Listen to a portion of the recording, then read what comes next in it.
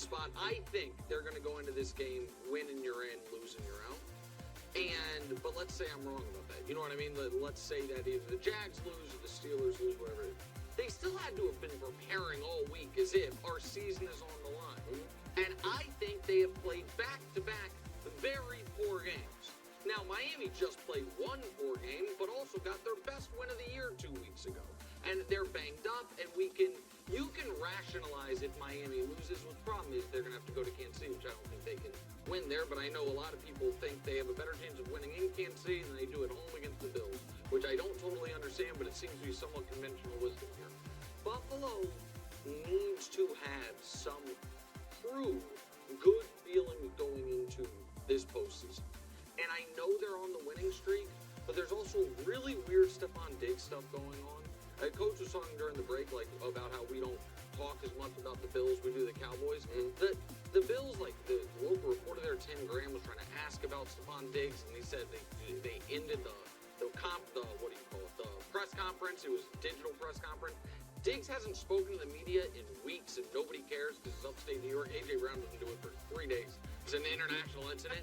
And so I just think if they lose and sneak into the playoffs, they're drawing dead through. So I think I agree with you that them getting the second seed would be the vibes they need. All right. I mean, if they got the second seed, it would almost erase what's been a nightmare season. I think it would. Right? And you go in there feeling like we got 11 wins. The way we got here was crazy, but we're here, and we had a better year than Kansas City. I mean, you could think at that point.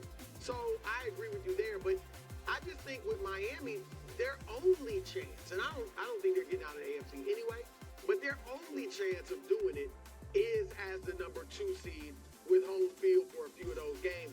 Buffalo, because they are so up and down, I do think they're not great on the road either, by the way, but I do think they're a team that, because of the way they play and their nature, that they could go on the road and beat somebody. I think they could. I'm not saying I pick them. They could go into Kansas City and win that game. And so I think Miami needs to win. If Buffalo wins this game, they're really dangerous. They're really dangerous going to the playoffs. Because, it has been a disappointing season, but they're going to go into the playoffs riding a huge win streak. They're going to have clawed their way back to being champions again, which nobody gave them a chance to be 5 or 6 weeks ago. And they're going to have a ton of momentum. And I know they haven't played great the last few weeks, but them finding a way to win, that's huge. That's huge. And they become very dangerous. If Miami doesn't win, now it's a collapse. They've lost 3 out of 5 games. They had the division essentially sewed up. They couldn't do it. Now they've got to go try to figure it out in the playoffs. It's a totally different equation for these two teams based on winning. It should also be noted that if the Steelers don't win, if the Ravens win, and then Miami wins this game, we're getting this game again in round 1. Buffalo at Miami. If Miami wins, they get this game in 2 versus 7. Yeah, if the Steelers don't. See it, and you hear it. It's time now for a segment. So hot, my grandmother gave it up for dry January. Not funny if you had the problem. It's upset alert, Coach. Brew has been very hot. I have also been smoking hot. But you're kicking us off. I don't remember your last one, to be 100% honest with you, but I'm sure it was fantastic. I'm going with Carolina. No! I'm going with Carolina. You've been a Baker guy all year! I want Baker to win. You know, I want Carolina to win for my son Zach. But I'm going with Carolina. And I've got a few keys that I think Carolina can look at. And then the first one is they got to force Tampa to run the ball. That's the first and foremost. And you go to the stats, the 31st running the ball, they're 87.3 yards per game. And I think E.J. Evero, the defensive coordinator, is going to do a great job of a lot of split safety defense and force the Bucs to win this game by running. The second thing, no big plays. Okay, and if you look at the stats from Tampa, they've been really good with those. Plus 20-yard passes, right on down the line, TDs. And the first game, what was the difference? The difference was a Mike Evans 75-yard big play, total difference in the game. No big plays. And then the final thing, and this is offensively, they got to stay ahead of the sticks. Okay, they have to stay ahead of the sticks and take a look at the numbers. For Bryce Young, it's been terrible on early down. 4.5, 51.3, right on down the line. And the way to do this is you're going to either run the ball, or in the passing game, it's a lot of quick throws, wide receiver screen, things like that. Just give yourself a chance, because the first time they played them, they were 3 for 15 on third down. If they can get that to something marginally better, it was such a close game last time. I think that'll be enough to carry them. Terrible pick. I want to tell you guys a great pick. Drew, do you remember when Wild got 3 in a row correct last year? We did a whole commercial campaign surrounding it. We've done 17 of them. No, 16 because we were all correct. You got 9. So I made this for you, buddy. Nice, bro. Show it, please. So I am going with round. I got Lamar and the Ravens. Miles alert. The Pittsburgh Steelers. Who they will own the game? The Raiders over the Jets. In Arrowhead, the Eagles will fly high. Russ Cook pushes Staley to the roof. Pittsburgh Steelers over the Cincinnati Bengals. Pittsburgh, from the rugged AFC North, is going to go up in there and beat the Seattle Seahawks. Excellent. I mean, Brew, that's 9 outright winners. A lot of pressure on you. Nick, Fantastic job. That's fantastic. you almost make a brother want to cry. because you're always looking for ways to get me. Yeah. You either ask me questions so you get a little of my information, or you just flat out lie to me sometimes. In the pre-show meeting, yeah, Brew, I'm going here, and then you set me up for a banner or I'm something still like not that. ruling it out right now. I know.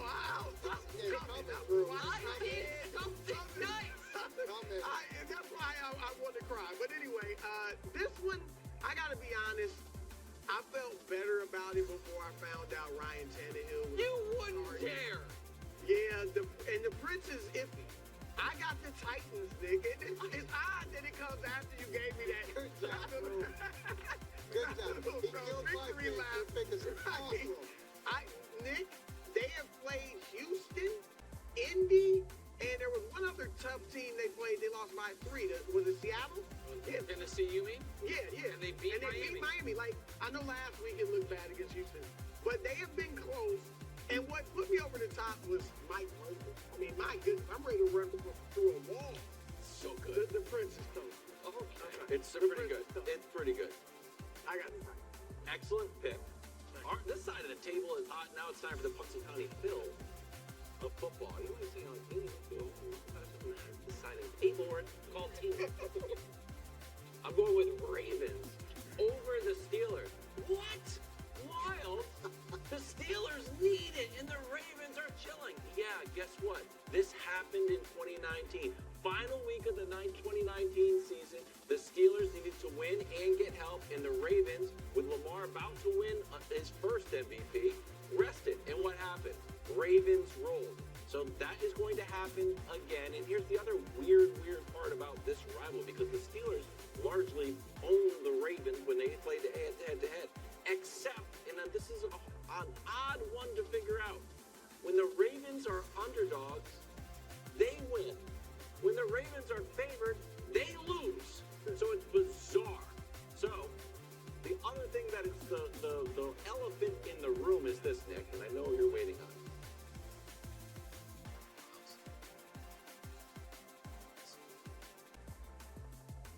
it. The idea that the Ravens, who are resting in a meaningless game against Mike Tomlin's Steelers, I do get it. The problem is the Ravens play hard on even the most meaningless games, which is the NFL preseason. They're out here sending tweets, setting records that literally no one cares about it. The record was broken this year. I wouldn't be surprised they brought it up in the pre-game meeting. Like, remember that? We lost the preseason record. This is really, though, your pick? You're not doing the... I've got another pick! I got bullied into this pick because I barely believe it.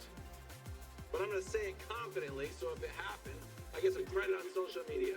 Commanders to cover straight up over the Cowboys. And again, history is on my side. Because if I said it's raining frogs, you of course are going to rain frogs on Sunday. You would have a right to be like, wow, that sounds ridiculous.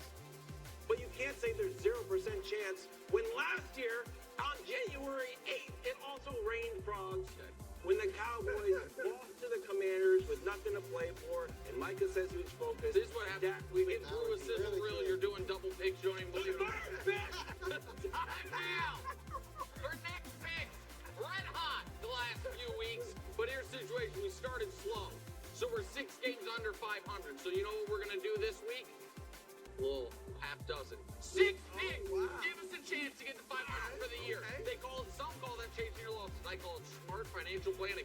Browns getting 7. I watched Jamar Chase laugh and giggle like a school child after being eliminated from the postseason. And they playing. Also, Jim Schwartz. You know, one of the great things about having a defense as simple as Schwartz's defense, line up and play, which has been so good, backups can do it. So you're getting 7 points for a Bengals team that's 1-2-3 Cancun. Give me Cleveland. Next, Patriots -1.5 against the Jets. Belichick not losing his swan song in New York. And by the way, how about this for the opposite of the Andy Reid effect? Robert Saleh with extra rest, meaning with more time to coach the team. Worst coach in 20 years against the spread. Look it up, America. Next, Detroit -3.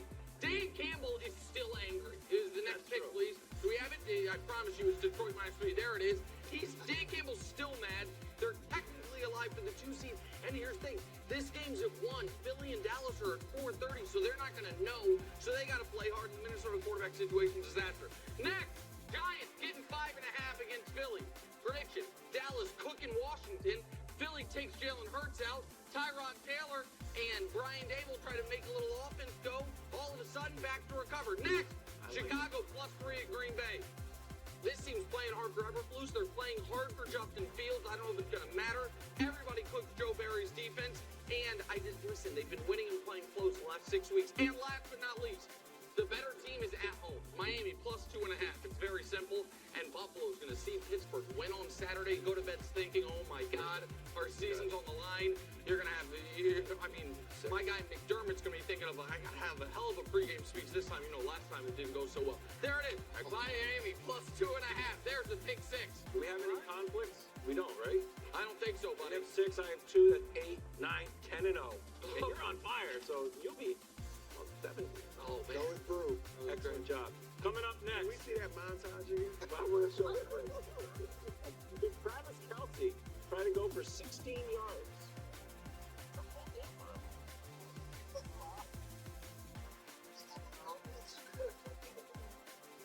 Thanks for watching. Subscribe here to get more from the show and to check out clips from other shows.